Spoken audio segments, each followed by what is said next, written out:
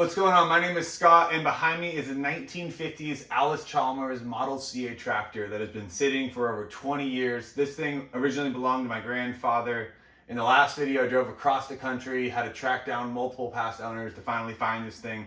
So now we got it back, but it is completely locked up solid. So we kind of tore apart this thing already. All of these valves they're fine. Looked at the spark plug holes. There we have the, You can't really see the ring on this one like you could the other ones. Started filling them up with Marble Mystery Oil. And this thing is still locked solid. So in today's video, we're gonna be pulling the head and getting down into the cylinders to see what's really going on. get this off. So before we go hog wild to trying to yank this thing apart, I've gone around and disconnected everything that's going to basically connect the part we're trying to take off to the rest of the engine. So you see I got this oil line off. Here's kind of our line of separation. So we're good all the way around there, but I had to disconnect the water pump there. And then on this side, I disconnected the carburetor as well as this engine stud that was holding the generator to the exhaust manifold. So I believe we are free to start loosening up these top bolts here and trying to pull this thing apart. Putting some Croyle penetrating oil on all these things before we try to loosen them up. We definitely don't want to break anything.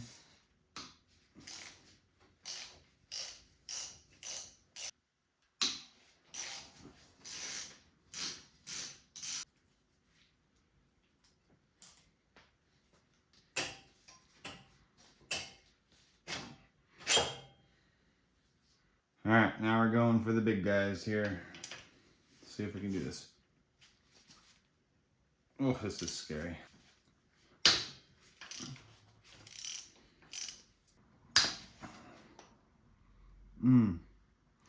That felt really bad. Ow. 1, 2, 3. Let me fall on my foot. Ugh. What went in my mouth? We can see my concoctions in here. So I was putting in Marble Mystery Oil, followed by automatic transmission fluid mixed with acetone, as well as some of that Croyle penetrant. So we'll just go ahead and soak all this nastiness up, and we'll be able to see what's going on in here. Is it really supposed to work? Yeah.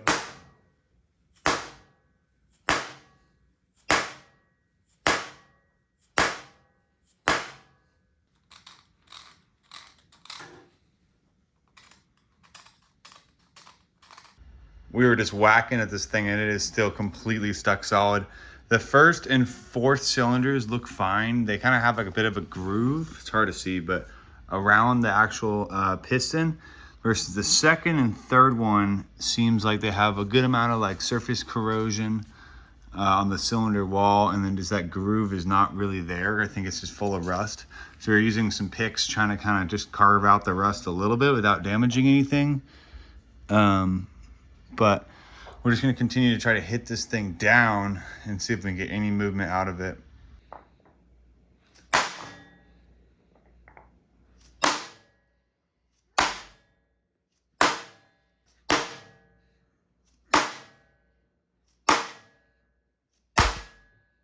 Kind of a miracle that we got this thing freed up. I thought it was going to take longer, even though it was weeks of soaking the pistons and then hammering on them and then trying the crank and everything. But we got it. It's moving now. So now our attention is switching to trying to save these two cylinder walls in 2 and 3 here. You can see a good amount of surface rust compared to 1 and 4. So best thing I probably could do is pop all of these pistons out and re-hone the cylinders. But it's kind of a lot of work, so I'm going to try to kind of cheat it and use some Scotch-Brite pads and maybe a razor blade on the thicker stuff and try to get these just a little bit smoother. And we'll see if we can get these two here in the middle to go all the way up to the top.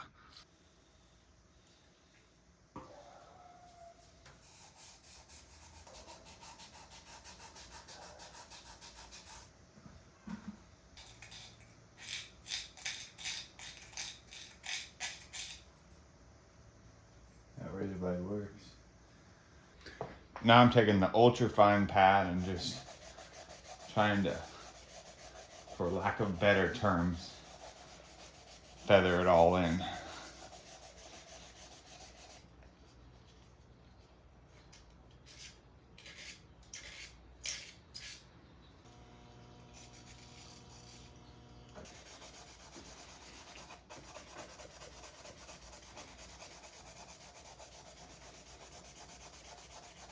We're gonna try to send these two center pistons up past where they're originally stuck, and we're gonna see if it can get past there.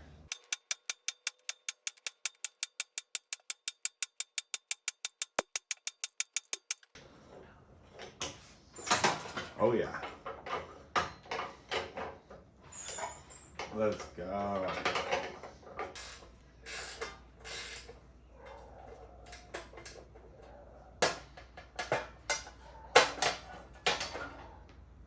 That's a tight fit. It says it has 6 volts in it. What the heck? I'm probably gonna replace this battery regardless, but just for fun.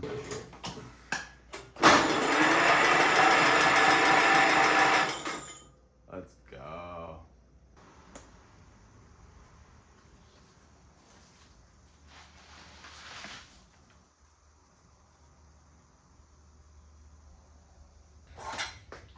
Might as well drain the gas tank while we're at it.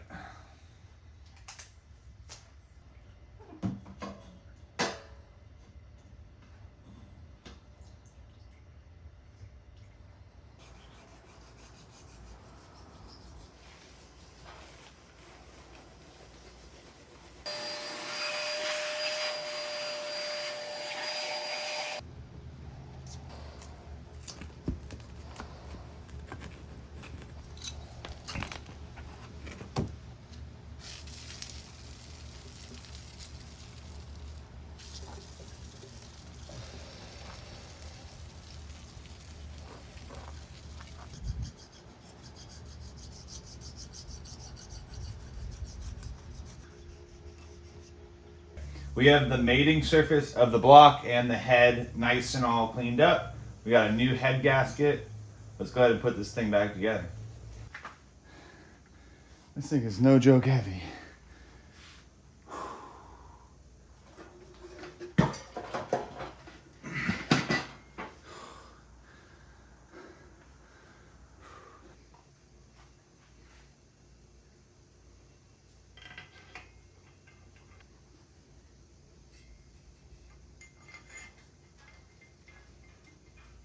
These head bolts need to be torqued to 60 foot-pounds, and you have to do it in a basically crisscross pattern from the middle outwards. So I'm starting just to do it to 30, and then I'm gonna go back and do 60.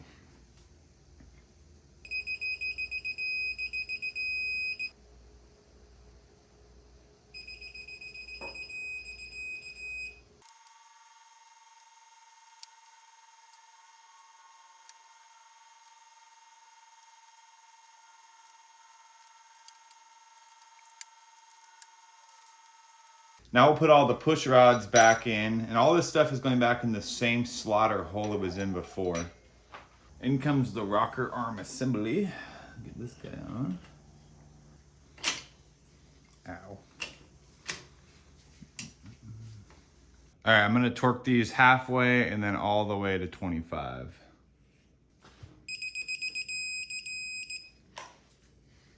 Let's do a test here.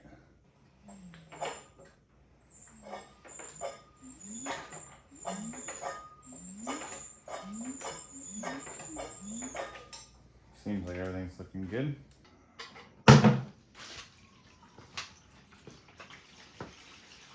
Uh-oh. Uh-oh.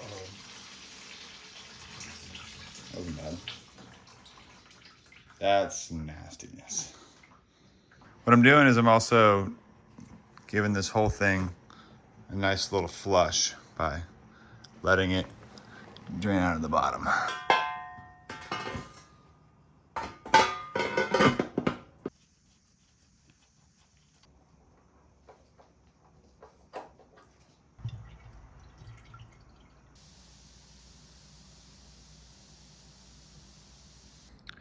Final touches going on. Roll it back.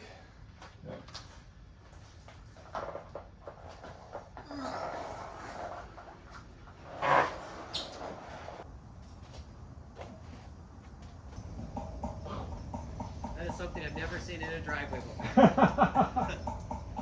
Wow. Yeah, in neutral. Give her a tug. You just pull on that thing. And I'd keep the clutch pushed in. It'll make it easier on it. Yeah, alright, go for it.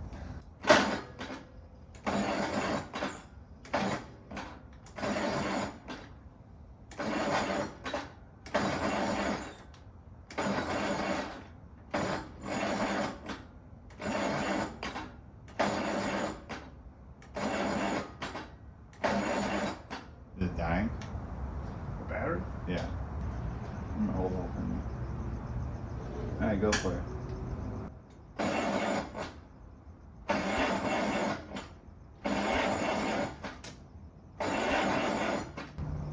Any spark? No. We weren't getting any spark, so I went ahead and got a new coil. We'll see if that helps. If that doesn't help, we'll just kind of keep checking things off until we get a spark here.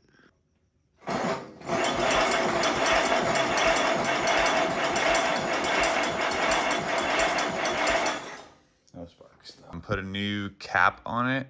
This cap had a good amount of wear, so I figured to replace that. The rotor too, just in case, and then also the condenser. This stores the spark. So I'm thinking that might give us what we need here. All right, go for lunch. Okay, here we are. From 2 months worth of work trying to bring Grandpa's tractor back to life. Here we go.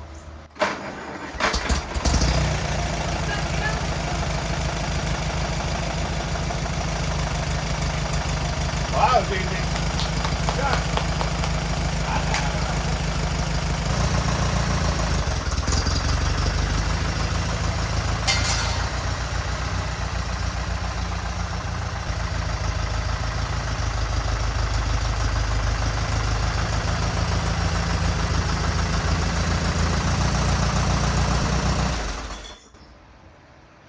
I feel like I'm back in college on a Pennsylvania farm.